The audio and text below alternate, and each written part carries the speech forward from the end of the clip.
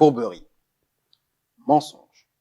C'est avec ces mots qu'on peut qualifier l'un des plus grands héros de la Bible, Jacob, fils d'Isaac, qui lui-même est fils d'Abraham, le grand ami de Dieu. Cette semaine, nous étudions la leçon numéro 9, intitulée « Jacob le supplanteur ». Nous serons avec notre père, Dieudonné Ouazoua. Bonjour papa. Bonjour William. Et pasteur Jacques. Bonjour pasteur. Bonjour William. Alors c'est un plaisir de vous avoir aujourd'hui sur le plateau. Comme vous pouvez constater, nous sommes avec nos patriarches et avec eux, nous allons décortiquer cette leçon. Le verset de base tiré de Genèse 27 au verset 36 nous dit ceci. Ésaü dit, est-ce parce qu'on l'a appelé du nom de Jacob qu'il m'a supplanté 2 fois? Il a enlevé mon droit d'aînesse et voici maintenant qu'il vient d'enlever ma bénédiction. Et il dit, n'as-tu point réservé de bénédiction pour moi? C'est par cette interrogation de Ésaü que nous allons entrer alors dans le vif du sujet de notre leçon. Jacob et Ésaü. Qui est Jacob et qui est Ésaü, pasteur Jacques? Oui, 2 personnages de caractères différents, 2 nations différentes, même issus de la même famille parce que ce sont des jumeaux. Jacob, d'ailleurs, son nom lui a été donné après le constat que les gens ont fait durant leur naissance, d'avoir pris le talon de son frère. Et donc, le nom Jacob signifie donc usurpateur, fraudeur, traître, tromperie, celui qui prend avec ruse. Voici le nom de Jacob.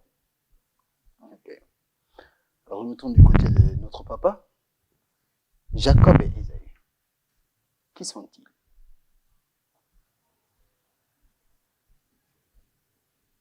Jacob et Ésaü sont issus de même famille, la famille d'Abraham et d'Isaac. Abraham à qui Dieu a fait promesse que toutes les nations de la terre seront bénies par lui et par sa descendance. Donc, ce plan de Dieu s'appliquait à Abraham. Maintenant, ça s'applique également à Isaac. Bientôt, donc, de ses enfants. Et Jacob et Ésaü sortent dans ce plan de Dieu qui est la promesse faite à Abraham. Okay. Alors, on voit que Jacob et Ésaü, comme je le disais tout à l'heure, pasteur, sont des jumeaux. Mais ils ont des caractères totalement différents. Alors, qu'est-ce qui pourrait disposer Jacob à être digne de la bénédiction de son père Isaac? Alors, nous voyons ce que la Bible nous dit dans Genèse au chapitre 25, on nous dit que Jacob était un homme tranquille, qui aimait rester dans les tentes, contrairement à son frère, qui était un homme de champ, un grand chasseur. Bien sûr, la Bible n'est pas aussi spécifique par rapport à ces 2 caractères. Mais si nous voyons au fond des choses, nous allons nous rendre compte que Jacob avait ce caractère spécial. Non seulement être calme, mais rester sous les tentes, c'est-à-dire il passait du temps à la méditation. Donc, c'était quelqu'un, on peut dire aujourd'hui, spirituel, plus que son frère, qui était prédisposé à suivre que le matériel, ce qui était là. Donc, Jacob, il passait plus de temps à réfléchir par rapport à sa foi, par rapport au lendemain. Et voici comment il sera utilisé par le Seigneur. Nous allons mettre l'accent sur Jacob parce que de là, nous allons voir une démarcation. Parce que c'est de cette lignée maintenant qui va continuer à aboutir au Messie. Ésaü n'a pas été haï. Mais souvent dans la vie, c'est le problème de choix. Quand nous choisissons, bien sûr, les résultats sont là. Alors, je vais me retourner vers notre papa Dieudonné et lui renvoyer la même question. Donc, quelles sont les qualités qui ont fait que Jacob soit digne d'être prédisposé à la bénédiction d'Isaac? Dieu utilise toujours les termes qui qualifient la personne choisie. Et nous voyons que il utilise toujours le mot juste, tranquille, intègre. Donc ces qualités, l'une de ces qualités, c'est Jacob qui le détient. C'est un homme tranquille. Peut-être on peut dire aujourd'hui sage, parce que il médite ce qui va arriver. Alors que son frère est dans les aventures. C'est le chasseur, c'est le bouillant, c'est celui qui veut parcourir vite le monde. Et l'autre médite sur ce qui va venir, ce qui arrivera. Et il est plus posé, il reste à la maison, il s'occupe de ce qui se passe autour de la maison. Donc, il est beaucoup plus axé sur la famille et l'objectif que Dieu a assigné à la famille, à sa famille. Okay. Donc, et l'autre, Ésaü, lui, il veut s'accaparer de tout ce qui est autour, qui lui tombe entre les mains, surtout parce qu'il est chasseur et il aime manger, il aime les choses de ce monde, alors que l'autre, Jacob, souhaite plutôt les choses spirituelles, les choses qui viennent de Dieu, qui viennent du ciel. Okay. Alors, pour revenir à l'une de tes interventions, Papa Dieudonné, tu as rappelé que Ésaü est quelqu'un qui n'est pas stable, il ne reste pas en place, il bouge beaucoup, et tu as souligné le fait qu'il aime manger. On sait que les personnes qui bougent beaucoup, les personnes hyperactives, ce sont des personnes qui ont souvent tendance à passer du temps à compenser avec la nourriture. Alors, on va voir un peu la première situation dans laquelle Jacob va user de stratégie pour abuser de son frère, si on peut le dire ainsi. Parce que son frère va arriver, il va trouver son petit frère Jacob en train de préparer, il va lui dire « Donne-moi à manger ». Et là, première action à laquelle Jacob va se livrer pour usurper quelque chose qui ne lui appartient pas. Il va dire « Donne-moi ton droit d'aînesse ». Non. Ou alors « Vends-moi ton droit d'aînesse en échange de ce repas ». Première situation qui va commencer à créer des ambiguïtés avec nos deux protagonistes. Et on voit que plus tard, ayant déjà réussi à soutirer le droit d'aînesse de son frère, Jacob va encore user de malice pour, cette fois-ci, prendre la bénédiction. Et on va dire qu'il a été aidé d'ailleurs par sa maman. Peut-être que c'était dans le plan de Dieu. Et d'ailleurs, c'était dans le plan de Dieu. Il va être aidé par sa mère pour pouvoir prendre cette bénédiction qui était destinée au premier-né. Mais par la suite, nous verrons ce que la parole de Dieu nous dira. Et ça aurait été bénéfique pour lui. Alors, pour nous aujourd'hui, pour ramener un peu le contexte à notre époque, comment pouvons-nous éviter de tomber dans de tels pièges? Comment pouvons-nous éviter de faire ce que Jacob a eu à faire? C'est-à-dire de tromper quelqu'un, donc de faire du mal à quelqu'un pour pouvoir avoir comme résultat le bien. Qu'est-ce que nous pouvons faire? Comment nous pouvons éviter cette situation? Ce qui est dommage dans la vie de chacun de nous, et on constate que la Bible qui est un document qui nous permet mieux comprendre ce qui s'est passé dans le temps, on voit que l'homme est impatient de nature. L'homme veut aller vite. C'est pour ça qu'il bouscule même Dieu dans sa relation avec Dieu. Et ici, Dieu avait déjà prévu ce qu'il allait faire. Et il l'a annoncé. C'est un Dieu merveilleux parce que il annonce ce qui va arriver. Il nous parle de ça. Et quitte à nous maintenant de choisir le chemin que nous devons prendre. Et il nous présente même le chemin. Et il nous dit que de choisir le chemin de la vie qui conduit à la vie, mais parfois, dans notre précipitation, dans notre impatience, nous choisissons un chemin que nous voulons vite, rapide. Et c'est ça qui va arriver, alors que probablement Isaac et son épouse, la mère de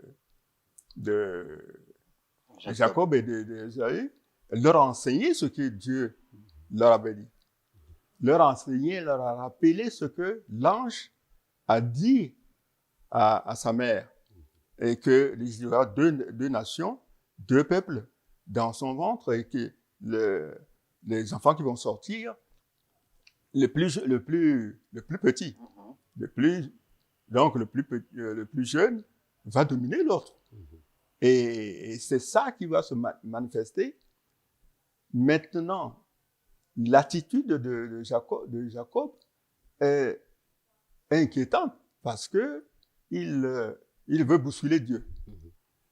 Il veut bousculer que Dieu, bon, mais comme ça ne vient pas, mon père va mourir, il est aveugle, c'est l'occasion. Et mon grand frère a perdu son droit d'aînesse, c'est l'occasion ou jamais que je dois le faire. Et Ellen White dit aussi que Jacob,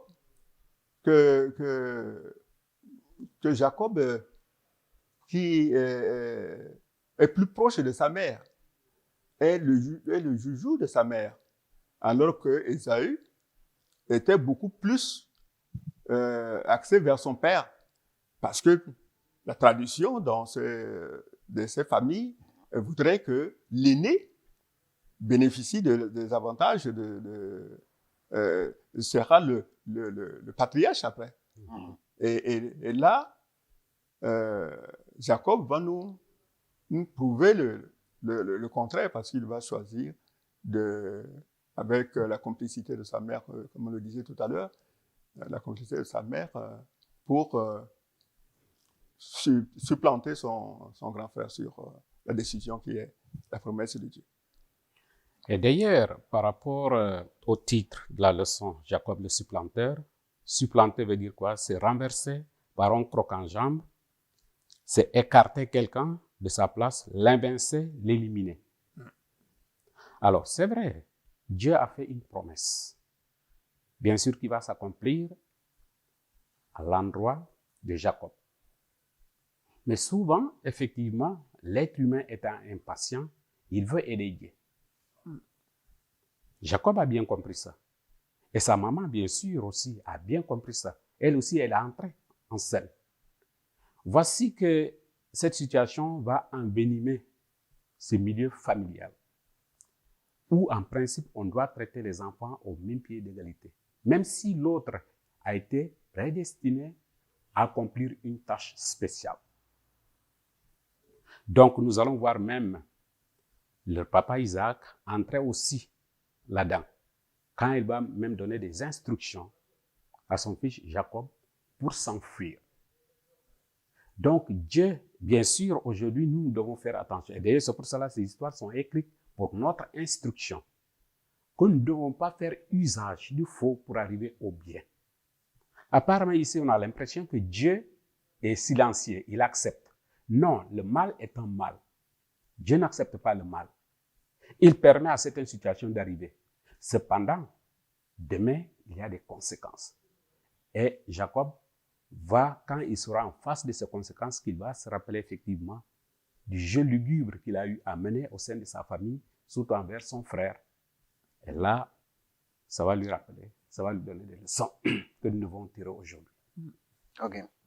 Alors, nous voyons que, comme tu le dis, pasteur, Jacob a donné un croc en jambe à son frère, a pris ce qui ne lui appartenait pas.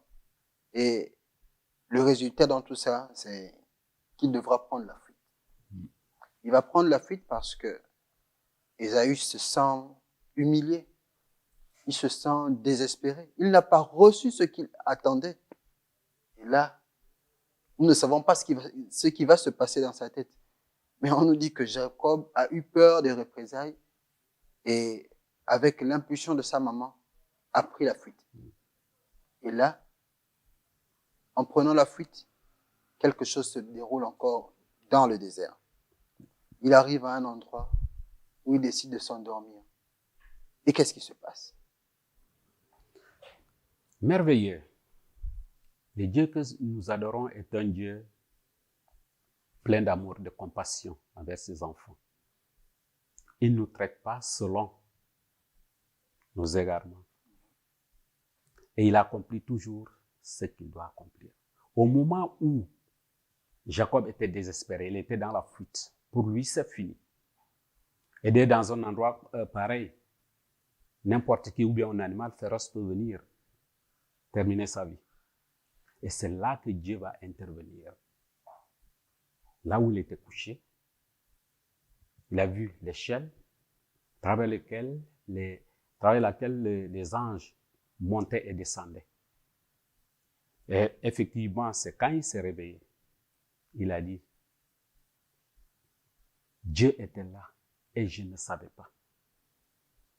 Et en guise de reconnaissance, qu'est-ce qu'il a fait? Il dit, en tout cas, je vais bâtir la maison de Dieu ici, Bethel. Et c'est là que nous voyons un peu le côté vraiment positif de Jacob. C'était quelqu'un, quelque part, de spirituel. Il a commis, certes, des fautes, une faute grave. Et maintenant, il doit fuir loin. Mais dans sa fuite, Dieu ne va pas le laisser seul. Ce qu'il a promis, il va l'accomplir. Bien sûr, les conséquences de ces mauvais actes, ça va venir après. Oui, absolument. C'est lorsque on commet une faute, et qu'on s'écarte du lieu de la faute. Dieu, comme le pasteur dit, Dieu est un Dieu d'amour. Et c'est lui qui va inciter l'homme fautif que nous sommes à revoir le mal que nous avons fait. Nous sommes, il renvoie le mal sur nous pour que nous puissions comprendre que ce que nous avons fait n'est pas bien. Et je suis persuadé que lorsque Jacob fuyait, il méditait tout ça. Il se dit, mais je ne sais même pas où je vais chez mon oncle, bien sûr, mais qu'est-ce qui me réserve cette situation?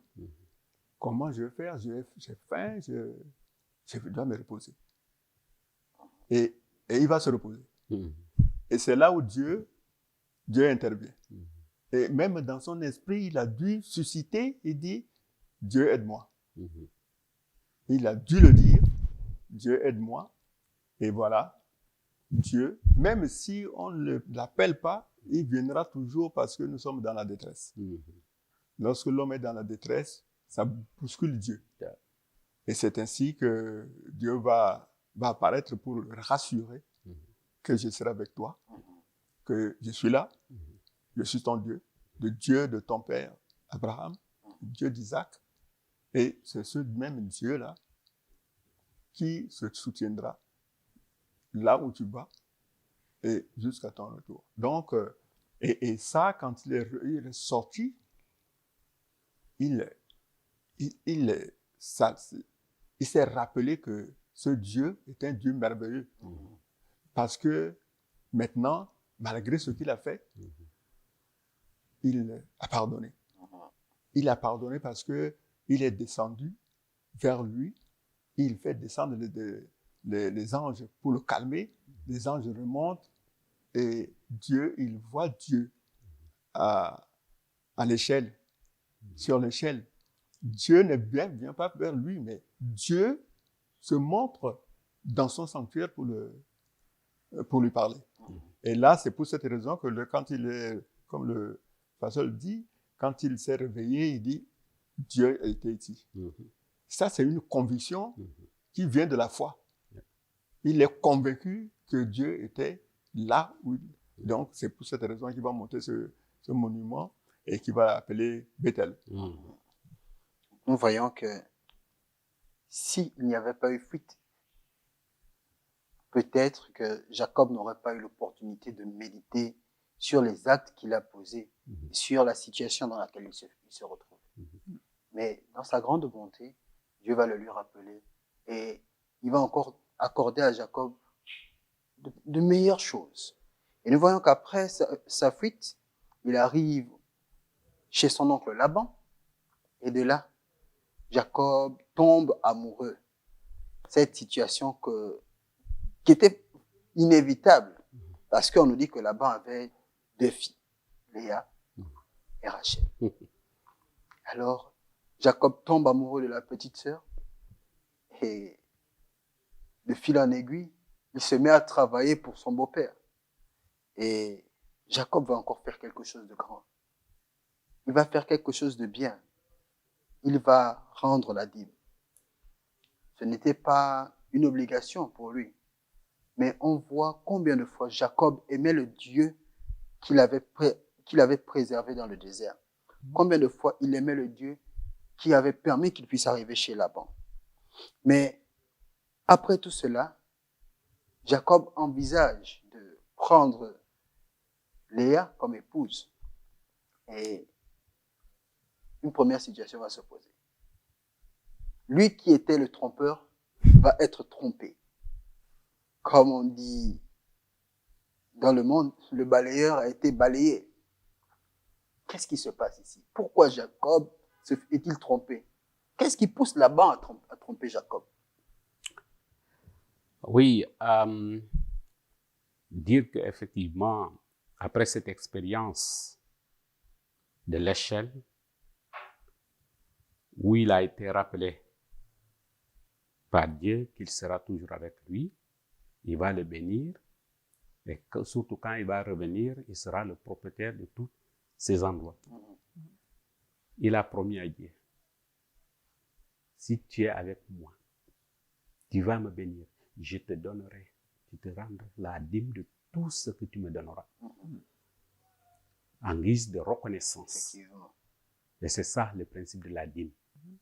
Parce que Dieu m'a béni, parce que Dieu m'a protégé, Dieu veille sur moi chaque jour, je vais lui rendre. Ce n'est pas une affaire de commerce. Parce que souvent, on a l'impression que, bon, on donne la dîme pour que Dieu me bénisse. Non, c'est parce que Dieu m'a déjà béni. C'est pour cela que je rends la dîme. C'est ça le principe. Maintenant, comme on le dit, l'arroseur arrosait, le trompeur trompait. Il y a la tradition qui est là, qui veut que c'est l'aîné qui doit d'abord se marier avant la cadette. Bon, bien sûr, le papa à ses filles devrait dire carrément que bon, nous, c'est ça le principe. Mais il n'a pas fait ça. Peut-être il croyait que Jacob n'allait pas accepter. Donc, il a usé de ruse. Et Jacob se trouve devant le fait accompli. Il prend encore l'engagement de travailler encore 7 années de plus pour pouvoir épouser celle-là qu'il a réellement aimée. Donc, l'autre, il va l'épouser parce que, bon, en principe, c'est ça. Mais c'est l'autre qui était Effectivement, le cœur, c'est ça. Quand ça s'attache à quelqu'un ou bien à quelqu'une, c'est difficile. Et on est prêt à tout. C'est ça le vrai amour. Alors, on ne va pas dire que c'est Dieu qui a passé par là. Mais moi, je crois que c'est une leçon. Comme il a trompé son frère, voici que son beau-frère maintenant va le tromper. C'est une leçon que quoi qu'on fasse dans la vie, il faut être juste. Il faut être clair. Quand Dieu promet quelque chose, on n'a pas besoin d'aider Dieu. Dieu a sa manière d'agir. Donc, il a été trompé et ça va lui servir de leçon tout au long de sa vie, de se rappeler du mal qu'il a fait envers son frère. Et bien sûr, ça sera aussi quelque chose quand il va le rencontrer, parce qu'il avait tout un problème pour pouvoir rencontrer ce frère-là pour la réconciliation. Parce que ça lui venait toujours en tête. Alors, donc, comment pouvons-nous apprendre à faire confiance à Dieu dans des situations où nous sommes victimes d'injustice, alors que nous avons totalement raison? Non, il faudrait que nous puissions nous rappeler toujours que l'homme n'est pas juste. Et c'est Dieu seul qui est juste. Et lorsque nous sommes objets de l'injustice, nous devons comprendre que aussi, et ça c'est pour ça que Dieu utilise ce moyen-là pour nous enseigner, que dans l'injustice, il y a les victimes et le coupable. Le coupable de celui qui fait l'injustice, et la victime, c'est celui qui subit l'injustice. Donc, et Dieu va utiliser ce moyen pour dire que, bon, comme tu as été injuste vis-à-vis de ton frère, vis-à-vis de moi-même, vis-à-vis de ton père, maintenant, je te mets dans l'autre, en tant que victime pour que tu comprennes l'objectif.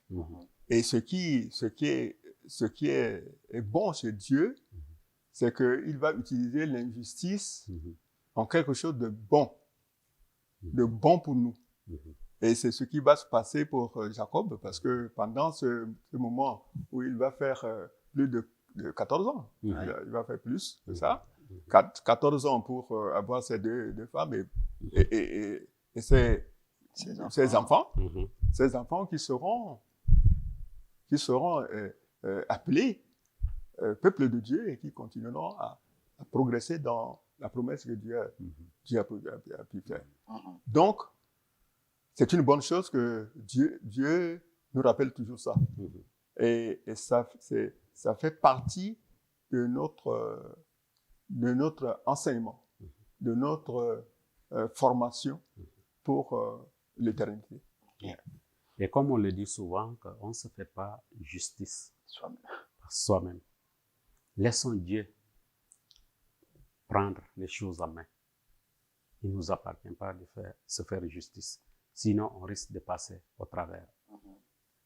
Il a compris la leçon. Et je sais qu'il a beaucoup regretté. Et nous allons voir que plus tard, quand il va prendre le chemin du retour, bien sûr avec une grande famille, il sera le père de la grande nation d'Israël. Avant de recevoir la bénédiction de ce visiteur de la nuit, il s'est accroché à lui pour lui dire « Je ne veux pas que tu partes sans me bénir ». Et là, avant la bénédiction, le monsieur lui dit « Comment t'appelles-tu » ? « Je m'appelle Jacob ». Et ce dernier lui a dit « À partir d'aujourd'hui, tu ne seras plus Jacob, le supplanteur, mais qui ? Israël. Parce que tu as lutté et tu as vaincu. Tu as été changé. Tu as été pardonné. Maintenant, tu es devenu le noyau par lequel Dieu va utiliser pour la prospérité de son nom. Cette promesse faite à Abraham s'accomplit en lui. Et de lui maintenant va venir la racine, aller jusqu'au Messie. Dieu est merveilleux. Il utilise les humains, malgré leurs fautes, leurs limites et imperfections, mais pour arriver au bien. Certes, il a commis des erreurs et des fautes.